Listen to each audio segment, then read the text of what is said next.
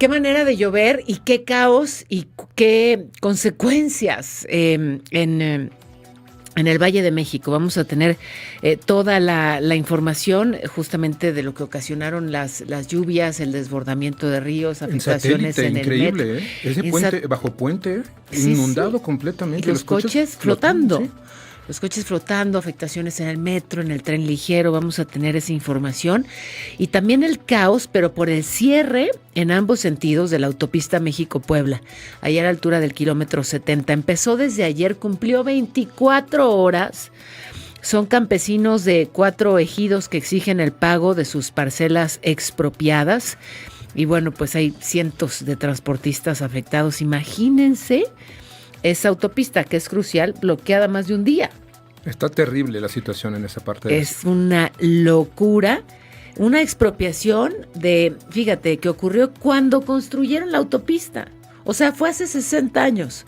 Pero bueno, pues se da ahora esta manifestación. El presidente dijo esta mañana que detrás de este movimiento hay un abogado que quiere sacar provecho, que no van a ser reprimidos y que se pueden quedar ahí todo el tiempo, ¿no?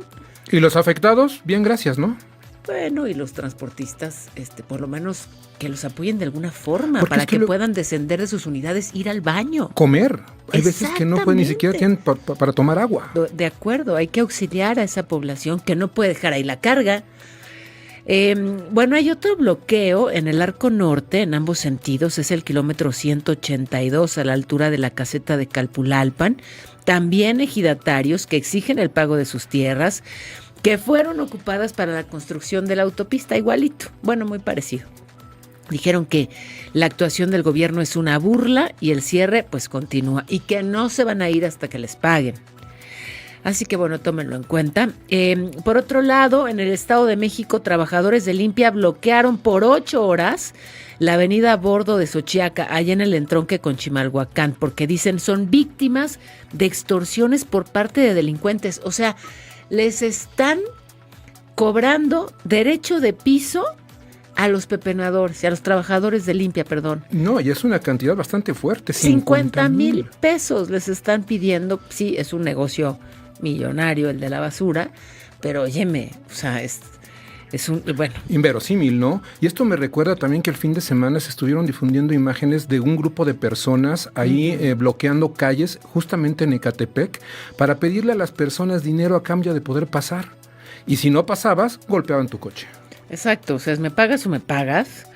O sea, no solamente te retengo, sino que te golpeo. Es otra forma de extorsionar a las personas. Claro, y además, pues así, ¿no? Digamos que cada quien hace lo que le da la gana y no hay ningún tipo de consecuencia. Exacto, es tierra de nadie. Bueno, en esta protesta los trabajadores de Limpia tiraron más de 3 toneladas de basura en la calle. Fue su manera pues de manifestarse, de quejarse por estas extorsiones que los están ahorcando. Ismael El Mayo Zambada va a ser trasladado de Texas a Nueva York. Se lo llevan a Brooklyn y fíjense, todavía no se ha dicho cuándo, pero lo que sí se sabe es que hay una acusación permanente contra el Mayo en la Corte del Distrito Este, ahí donde su antiguo socio, el Chapo Guzmán, fue condenado a cadena perpetua. Una acusación en Nueva York que incluye 17 cargos y que es la única que menciona tráfico de fentanilo. Se le acusa de haber lavado 14 billones de dólares. Y el New York Times publicó una nueva versión de la captura o entrega o acuerdo o secuestro del Mayo Zambada y de Joaquín Guzmán López. ¿Qué dice el New York Times? Que el Mayo salió de su escondite, allí de las montañas de Durango, y se trasladó a Culiacán. ¿Por qué? Porque Joaquín Guzmán pidió ayuda, le pidió ayudarle a mediar en una disputa entre 2 políticos locales. Sin embargo, cuando llegó, pues resulta que era una emboscada, básicamente, y lo subieron a un avión y lo llevaron al aeropuerto cerca del Paso, donde ya lo esperaban agentes estadounidenses. Y ya que mencionamos a Brooklyn, porque hasta ahí trasladarán a El Mayo, una corte federal de ese lugar rechazó la petición de Genaro García Luna de repetir el juicio en el que lo declararon culpable de proteger al cártel de Sinaloa. Va a ser sentenciado en octubre próximo, como estaba previsto. Y sobre la salida de cientos de habitantes de Chiapas buscando refugio en Guatemala por la violencia, el presidente pues negó que exista un éxodo. Se lanzó contra las organizaciones no gubernamentales porque dice están haciendo un escándalo. Que pues sí, hay una confrontación entre dos grupos, pero ya se está atendiendo. El caso es que los mexicanos, los chiapanecos, que están refugiados en Guatemala, no quieren regresar. O sea, Relaciones Exteriores les está tratando de dar como no facilidades, el acompañamiento para volver a Chiapas y dicen no, gracias.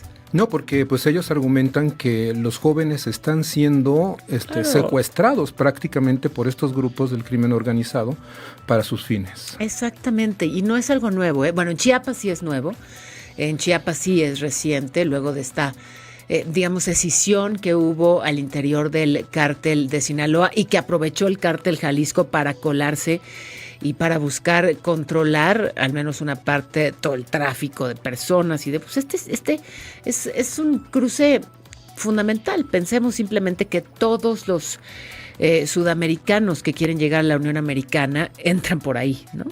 Digamos que está primero ese embudo o ese filtro que es la frontera sur de México para luego tratar de llegar hasta la frontera norte, y hay mucho en juego y pues sí, todo lo que ahí se trafica y que genera desde luego pues ganancias millonarias, y empieza esa violencia en Chiapas, pero a lo que me refiero que no es nuevo, es esto de que el crimen organizado se lleve a los chavitos. Ya desde hace muchos años me acuerdo que fui a hacer un reportaje y a entrevistar a migrantes en la frontera norte, esa vez era en Tijuana.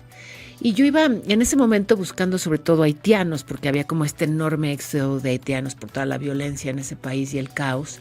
Y sí, me encontré con muchos haitianos, en otro momento me encontré con muchos ucranianos también por razones obvias, pero lo que no esperaba encontrarme en Tijuana era a tantas madres de familia con hijos, madres sobre todo en ese momento de Michoacán, que se llevaron a todos sus críos huyendo justamente de esa posibilidad de que les quitaran a sus hijos mayores. O sea, cuando los niños cumplen como 13 años, se convierten en blanco de la delincuencia. O sea, no es opcional, no es de, oye, te quieres unir a este cártel, quieres venirte a trabajar acá con nosotros y te va a ir mejor. No es opcional, o sea, vente para acá. Y se los llevan por la fuerza y si no, pues los matan. Sí, muchas veces los convierten en sicarios. Los convierten en sicarios, los convierten en halcones, ¿no? Que son los que vigilan. Es muy conveniente para los criminales tener a menores de edad porque pues, si los detienen, los liberan. Un menor de edad no puede ir a prisión.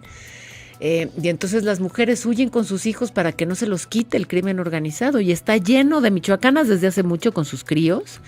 Y bueno, pues ahora de chiapanecas en Guatemala. Pero no es que queramos hacer un escándalo, digamos, no es politiquería, es violencia real que no permite en este caso a mexicanos regresar a sus comunidades en Chiapas. A ver, autoridades de la Ciudad de México hicieron operativos en Azcapotzalco y Cuauhtémoc. Son investigaciones por el feminicidio de 2 mujeres venezolanas que encontraron en Topilejo. Todo apunta a una red de trata. Susek y Stephanie llegaron desde hace 6 meses a la ciudad, pero aparentemente sus tratantes, como a otras víctimas, les cobraban mucho dinero, tenían que trabajar para ellos, las explotaban, pues, ¿no? En la Fiscalía de la Ciudad de México consideran que estas jóvenes chiquititas, 19 y 21 años, pues trataron de escapar y por eso las mataron. Sus familiares ya fueron informados, están, imagínense, reuniendo los recursos para poder recuperar sus cuerpos. Qué tristeza. No, grave la situación que enfrentan en su país y ahora el dolor de saber lo que le ocurrió a sus hijas aquí en México. Espantoso. Y sí, muchas venezolanas víctimas de trata. Ayer se difundió que Claudia Sheinbaum invitó al presidente de Rusia, Vladimir Putin, a su toma de posesión. Es lo que informó el diario ruso Izvestia, que detalló que la invitación fue hecha llegar a Putin y que él va a decidir si participa personalmente o si designa a otro funcionario de alto rango para que lo haga en su nombre, con todo lo que esto implica. ¿Qué dijo al respecto Sheinbaum? Que se invitó a todos los países con quienes México tiene relaciones. Por su parte, la Cancillería explicó que esto incluye a 208 mandatarios extranjeros y a 34 titulares de organismos internacionales. Y en medio de protestas se llevó a cabo en Saltillo, Coahuila, el 8º foro de reforma al Poder Judicial. Ricardo Monreal, que es líder de los senadores de Morena, dijo que va a quedar aprobada en la Cámara de Diputados a más tardar el 15 de septiembre.